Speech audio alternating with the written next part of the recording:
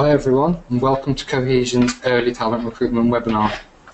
Okay, so first things first, my name is Alex Hopkins, and with me today is my colleague Debbie Edmondson, who heads up Cohesion's talent team and leads our early talent area of expertise, and also Amanda Marquez, who's another of our talent directors. I'm going to hand over to Debbie first to walk you through our agenda for today. So over to you, Debs. Thank you, Alex. Hi and welcome everyone. It's great to see so many of you signed in today, and it's also nice to see such a mix in terms of sectors, organisations and job titles. So we've tried to keep this broad enough to offer something for everyone. We very much encourage and welcome your questions, and as Alex mentioned, please do type these in via the system and we'll aim to leave some time at the end. There is a lot to cover today, but please don't worry if you miss something. You will receive a copy of the slides and a voice recording after the session. In terms of agenda, we're going to run through an overview of the early talent market, looking at some of the reasons why it's so difficult to recruit currently, and then we'll break this down into three elements, which are reach, so what attracts Generation Z and how can you position yourself to get the best results, engage, what keeps Generation Z engaged and how do you maintain interest and attention, and retain, after an often large investment, how can you ensure that they stay with you for the long term? Firstly, just to clarify, who do we mean when we're talking about early talent? Well, an early talent programme could be referring to a graduate programme, an apprenticeship scheme, school leavers, industrial placements, or even early stage work experience or internship programmes. Savvy businesses understand that in order to excel, you need to future-proof your talent channels, and these programmes are all typical routes in for future talent. They span a couple of demographics, the much maligned millennials, so those between 20 and 25, and are also known as Generation Y. But also early talent, of course, includes a proportion of Generation Z, or the under-20s, and this is the key demographic we refer to throughout this session. In terms of the market, and in our experience, this has changed and evolved hugely over the last few years, both in terms of candidate behaviour and also candidate availability. This means that organisations really need to understand not only the best channels to market, but also the most appropriate way to engage with this audience. In terms of stats, there are various places to pick up data about early talent, and I'll refer to a few different sources today, including reports from Prospects, High Flyers, the AGR, and All About School Leavers. I'm going to hand over now to my colleague Amanda, who's going to take you through some of the latest market information. Thanks, Debbie. So we're going to start by looking at graduate vacancy numbers. According to Prospects, the overall number of graduates in the UK is reducing. The number of first degrees awarded in 2015 was down almost 26,000 compared with 2014, which may in part be due to increases in fees, but also to more alternatives now being available to earn while you learn, apprentices being one example. You also may have seen widely reported in the news recently that graduate vacancies have fallen 8%, while apprentice vacancies have increased by 13%. This was largely expected and predominantly a result of the apprenticeship levy, which is being introduced in April 2017. This government initiative essentially applies a tax to businesses and aims to increase the number of apprenticeships available in the UK to 3 million by 2020. And whilst the impact of the levy on graduate recruitment is already being seen, it is a little unknown what impact it might have on other pathways, such as work experience, internships, and placements. The trend seen in the reluctance of Generation Z to relocate continues to be a challenge and now includes London. So candidates with no ties to the capital, who haven't studied there or don't already have any family members there, it's going to be just as hard to persuade them to move as it would be to persuade them to move anywhere else in the UK. In a similar vein, more students are studying closer to home, they're attending local universities, and if they've moved away to study, they're now much more likely to move straight back to their parents on study completion. According to both High Flyers and the AGR, there's been a noticeable rise in the number of graduates turning down job offers in the last 12 months. And we've experienced this across our graduate client base as a whole, which has provided even more pressure to ensure a fantastic candidate experience is provided, because we know this impacts and influences the likelihood of a candidate accepting an offer. Coupled with this reduction in graduate numbers, it's worth mentioning that a fall in the birth rate in the early 2000s is going to see a reduction in all available early talent in the not too distant future. The number of 18-year-olds in the UK is predicted to reach its lowest annual level ever in 2020. Employers are being encouraged to bear this in mind over the next few years to ensure that the shortfall doesn't impact early career intakes too heavily. Some are increasing intakes now in the years running up to this. So another trend that we're experiencing at the moment is the increase in pathways for early talent. Companies are now recognizing that in order to address skills shortages, aging workforces, and knowledge gaps, they need to think about structured routes into work experience that include placements, internships, apprenticeships at all levels, and graduate campaigns. And this, of course, has huge benefits as one stream feeds into another, with the AGR members surveyed reporting that 36% of their graduate vacancies were filled by candidates who completed some form of work experience in the company previously. Work experience opportunities are crucial to school leavers. 47% of students say it's the factor most likely to persuade them to do an apprenticeship or to take on a role within a company. The other interesting statistic to come from the AGR in relation to early talent recruitment is that employers are seeking expertise outside of their organisations to pick up certain areas of the recruitment process. This is much less common at the final stage of the process, of course, where hiring managers should ultimately be the ones making the final recruitment decisions. So here are a few summary points of what we've just covered.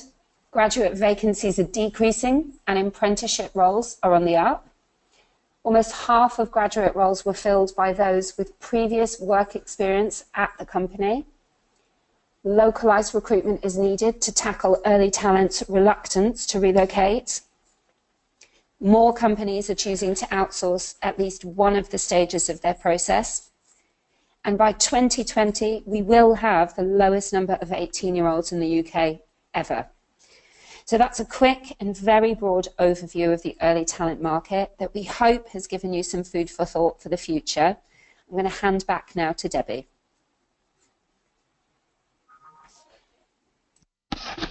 Thanks, Amanda. So on to the next part of our agenda for today. What are the difficulties involved in reaching, engaging and retaining the best candidates of Generation Z? And more importantly, what can we do about them? Before you rush off to get budget and sign off to run a programme, what do you do first? Well, it's important to establish your exact requirements and ensure that the business is involved. Here are some questions to ask to make sure that you're ready before you go to market. Firstly, what is it that you're trying to achieve through the introduction of this programme? For example, are you looking at succession planning, filling specific skills gaps, or aiming for a pool of future leaders? If you're not sure what you're looking for, you can't expect a candidate to be sure that they want to apply. Have you communicated the message internally and involved those people who are going to be directly impacted? It's important that the business not only understands the rationale behind your scheme, but is also ready for it with a clear plan of what's expected of them. Have you considered who you're competing with? So some research will help you to establish who's targeting the same audience locally and help you to put together a compelling proposition that makes you more attractive than your competitors. And what is your ideal profile of early talent required? Creating a detailed outline of who you want and what strengths they will need in order to do well in your business will help you to create a recruitment process designed specifically to pull out these attributes. Recruiting early talent is different to recruiting for experienced hires, and how you approach it should be tailored. You are not recruiting the finished article coming in with vast work experience and highly developed skills. What you are looking for is potential and the ability for an individual to become your finished article in time and with structured development. A mix of recruitment techniques is advisable, with strengths and a values-based approach helping to broaden recruitment horizons, encourage diversity and inclusion, and tackle some of the challenges we've already discussed. Feel free to download our values-based recruitment handout, which will be available to you at the end of the presentation. Now we're going to take a little look at the area of reach in a little bit more detail now, and I will cover the pertinent areas as best I can. So firstly, why is it important to attract effectively? Well, you don't want to be wasting your resource by responding to a massive volume of CVs and applications from candidates that just aren't suitable for the role.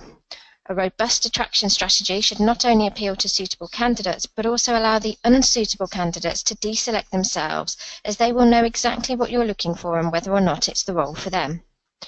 Protecting your employer brand in this process is also key.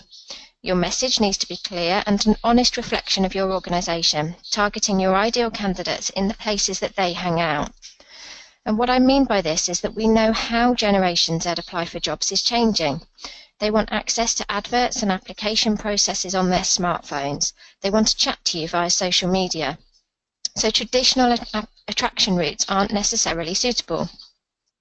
Our best advice is to make sure that your attraction is robust and relevant, and then measure it to see that you are getting the right results. So who influences Generation Z? Well, probably no surprise to hear that parents are the most influential people in the career decisions of their children.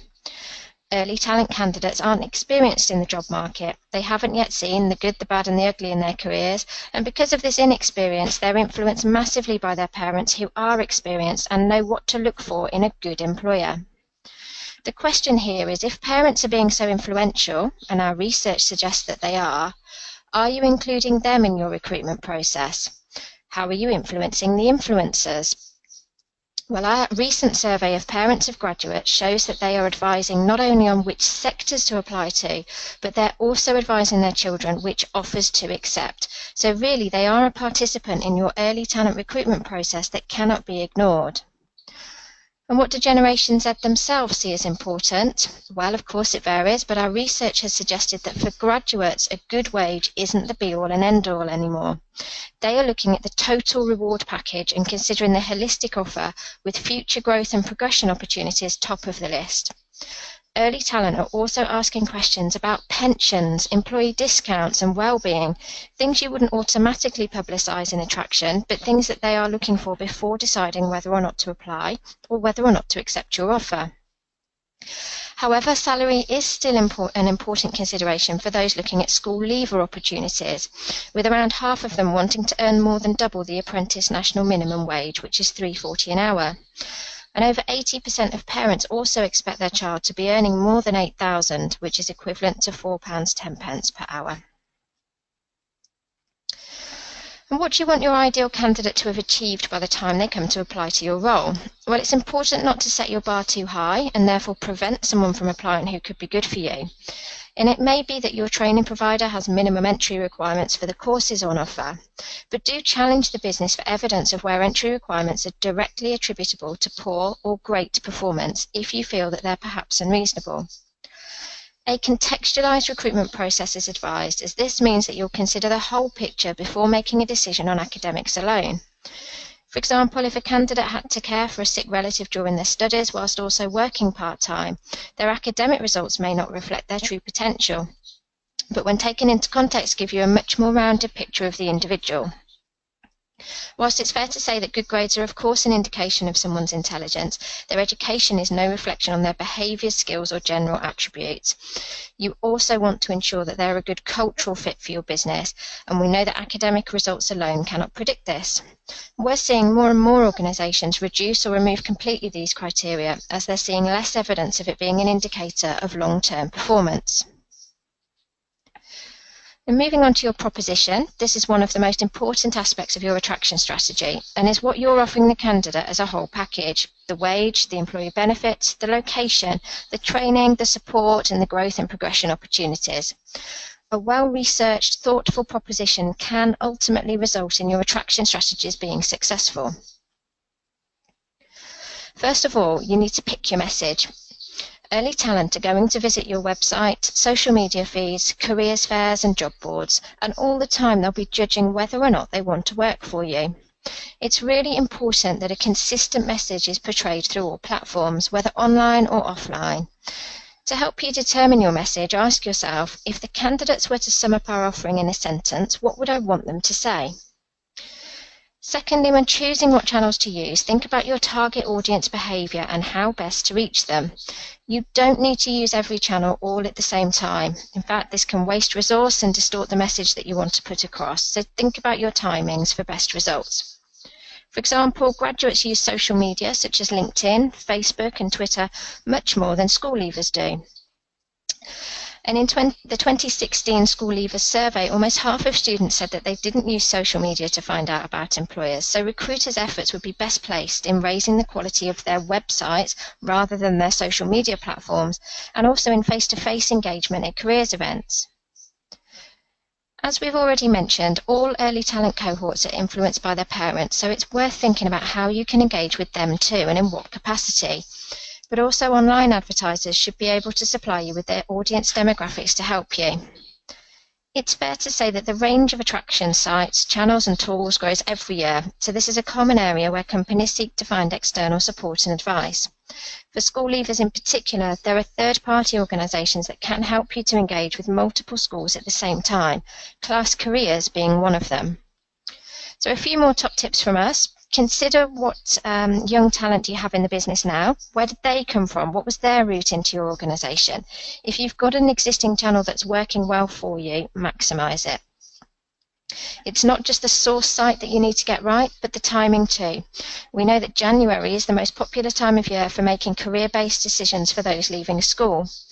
But students in their final year at university tend to split between those who apply early and those who wait until their exams are over, so you can be more flexible around the timings that work best for your organisation. So in summary, get your messaging right, pick your channels based on the behaviour of your target audience, and consider what evidence exists, making sure that your timing is right. So now we've covered reach, I'm going to hand you back now to Amanda, who's going to talk you through the engage section of our webinar. Thanks, Debbie. So engaging your candidates is the second element of our recommended recruitment strategy. The average time to hire for early talent sits at around 9 weeks to offer, and it's important that your candidates are engaged throughout this time. In this section, we're going to discuss why engagement is important and what good engagement looks like throughout the recruitment process. So, why is it important to keep your candidates engaged? First of all, it reflects positively on your employer brands. How you treat your candidates throughout the process says a lot about how they'll be treated as an employee. If your candidates are at any point disengaged, you run the risk of them dropping out or accepting a different role instead because they were more engaged elsewhere. In this scenario, you waste time, effort and money, and potentially for some businesses, even future revenue from potential customers. Remember, an engaged employee was once an engaged candidate, and if you hire engaged candidates, they will transfer into engaged employees with all the benefits that that brings, such as reduced turnover, less absenteeism, and higher productivity. Your recruitment process needs to be tailor-made for engagement. If not, you'll struggle to keep yourself and your team to a strict timeline. So here are some of our top tips. First of all, you need to make your application process as easy and as simple as possible. First impressions count.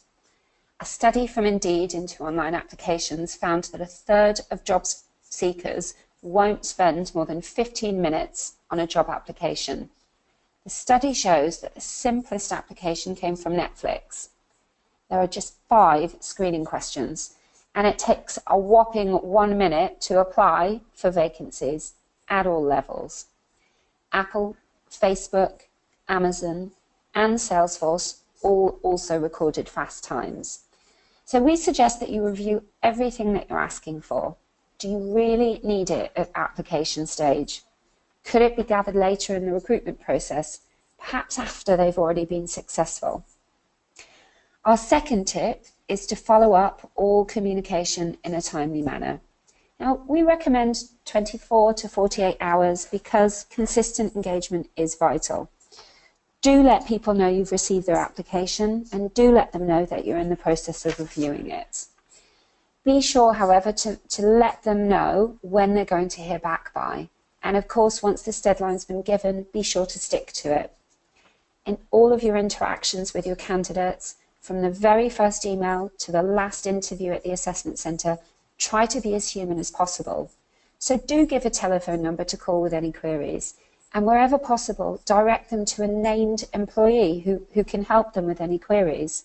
Messages that say, do not respond to this email, they're a real turn-off. And remember, you won't be the only company that your ideal candidate may have applied to. So every email and every touch point is an opportunity to impart your brand on them. Think about links to articles, accolades, or live video content from your website. Generation Z love live video content, and the CIPD say that 78% of candidates, if offered the same job by two companies where all things are equal, would rather work for the business where they had a positive recruitment experience. Now, engagement shouldn't stop with an offer. Once the offer's been made, make sure that contracts and all of the other necessary documents go out as soon as possible. Delays feel really bad if you're a candidate. They leave you wondering.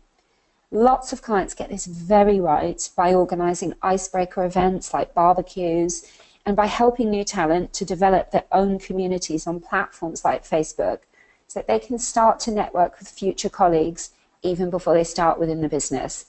So if you'd like to hear more about that, check out our ebook on engagement, which includes some of our suggested best practice.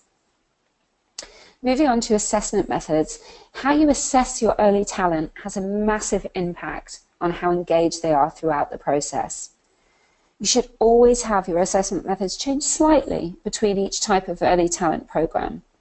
Unfortunately, 18% of companies use the same selection process for graduates and apprentices, and 27% of companies use the same selection process for graduates and school leavers. Graduates, apprentices and school leavers all need to be engaged with and assessed in different ways. If it was as easy as creating one selection process for all types of talent, I suspect not many of us would have signed up to this webinar today. Now, one emerging assessment method in early talent recruitment, showing the largest percentage increase between 2015 and 2016, is video interviewing, with it being reported that nearly 3/4 of the Times top 100 companies to work for now use it within their recruitment process. Video interviewing is a method we use with all of our early talent clients now in partnership with the provider shortlister purely because it has so many benefits. So why do we like them so much? Over the last few years, we found that it is the best predictor of success at assessment centre. Using video interviews also makes it easier to screen large numbers of candidates, reflect back, share files and recordings internally, and it also allows candidates the opportunity to have a practice run as well as complete it at their convenience. It spans geographical boundaries easily, and it speeds up the recruitment process overall. With regards to your assessment methods, we will be sharing a handout looking at the pros and cons of each method to give you a little bit more detail to help you to decide which methods might deliver the best results for you. Okay, so the engage section we've covered talks about the important aspects of your recruitment process and why engagement is important. We're going to move on now, and Debbie is going to talk you through retention. Thanks, Amanda. So the final element that your process has been broken down into, retain, and in this section we're going to look at why it's important to retain your early talent and how you can go about doing so. So why is it important to retain your early talent hires? Well, we've already established that the pool of graduates and young people is shrinking. The AGR also identifies the continuance of key skills shortages, particularly around STEM subject areas, while many key UK industries are suffering from an ageing workforce. In addition to these factors, as a backdrop, the whole point of future talent programs is to plan effectively for future success, something that is compromised if you lose too many recruits. Now, while some degree of turnover should be expected, a high rate of turnover should be considered a warning sign that something in the future talent program isn't right. In this instance, it's important to gather feedback from all parties involved, candidates, those who have remained and those who have left, and hiring managers. As a matter of urgency, you should seek to understand as soon as possible what didn't meet expectations for all concerned, so that you can remedy it in future recruitment. The impact of getting it wrong can reflect negatively on your early talent employer brand.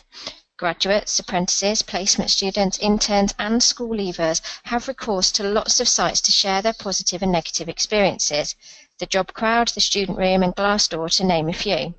If this happens, we recommend addressing it head on, learn and move on. Word of mouth is a powerful thing, but actions also speak louder than words. So now we know why it's important to retain your early talent. The question on everyone's lips is how. So our first tip for you, retention starts with the contract. Generally speaking, employees are recruited on either a temporary or a permanent basis. 71% of graduates are appointed on permanent contracts, but only 52% of apprentices are.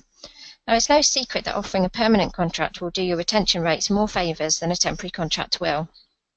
Secondly, be realistic. You can massively influence the retention of your early talent by being realistic about goals, targets and KPIs. If you recruit a school leaver, it's unlikely that they're going to have experience in a similar role. So give them the training that they need and don't expect them to be hitting all targets within the first couple of months. It takes on average 3 to 4 months for a new hire to begin working independently. Use this information to create realistic timescales of when you want them to be performing to full capacity and share it with them so that everybody involved has clear expectations. Thirdly, give them real challenges. Give them work to do that's valuable and explain how it adds value to the business. A recent Gallup poll showed that more than half of entry-level employees craved accountability and preferred it when their managers held them accountable. Students are interested in gaining experiences and transferable skills which will stand them in good stead for the employment market of the future. Our fourth tip is around growth. Growth and career progression opportunities should be mapped out from the get-go. Where can this role lead them to in your company? What opportunities will they have to progress their knowledge and understanding? Early talent love having something to aim for and work towards. For example, if a graduate will have the opportunity to progress to a management role within their first 18 months, plan how you're going to get them there and share that you're serious about investing in them. And tip 5, everybody has days when they're stressed or when they're not sure on things or when they're just unhappy with something generally. And a mentor or buddy scheme can really help with this and is something that early talent value heavily. Having somebody in the workplace that they can confide in will allow them to vent any frustrations that they have and ultimately will mean that they can be happier in the workplace because they can talk about their issues instead of them being made to feel isolated. Exit and retention interviews can help you retain your early talent. Lots of companies send surveys, but we would recommend a confidential 10 to 15-minute phone call in which you ask them a series of questions about why they've stayed at your company, so a retention interview, or why they've left in an exit interview. The answers to these questions give you valuable data and insight into the culture of the business and how it's run from a perspective other than your own. You can quickly pick up if a new joiner is unhappy and do something about it, preventing them from leaving. And equally, you can take leaver feedback and impact on it, improving things so that future employees don't leave for the same reasons. Retention interviews can also allow you to question that your recruitment process is working, and you can make improvements based on feedback received so that you're continually working to make it the best recruitment process that it can be. So that's the final element of your recruitment process covered. So we're now going to summarise again, and I'll hand you over to my colleague Alex. This is just a quick summary slide of the important points that we've covered today. I'm not going to go back over each bullet point, but you're more than welcome to request a copy of these slides should you want them, so you can look through these summary points as and when you'd like to. Now we've covered the 3 elements of your early talent recruitment, we hope that we've given you some ideas for making your process the best it can be. And that's everything from us here, and as it says on the slide, If you'd like any more information or don't feel as though you properly understood anything that was covered, feel free to get in touch via email or over the phone, and we'll do everything we can to help. Just another point before we sign off for the day. As part of this webinar, we're extending an offer to all of you, which is a free early talent recruitment consultation conducted by one of our experts here at Cohesion. I'm not going to delve into the details of how it will work just yet, just in case you're not interested. But if you'd like to find out more, then get in touch with us, either myself or Debs, and we'll talk you through how it will work and arrange a convenient time for it to take place. Keep a lookout for any follow-up collateral, as well as a recording of this webinar along with the slides. Don't forget to download all the handouts that have been made available.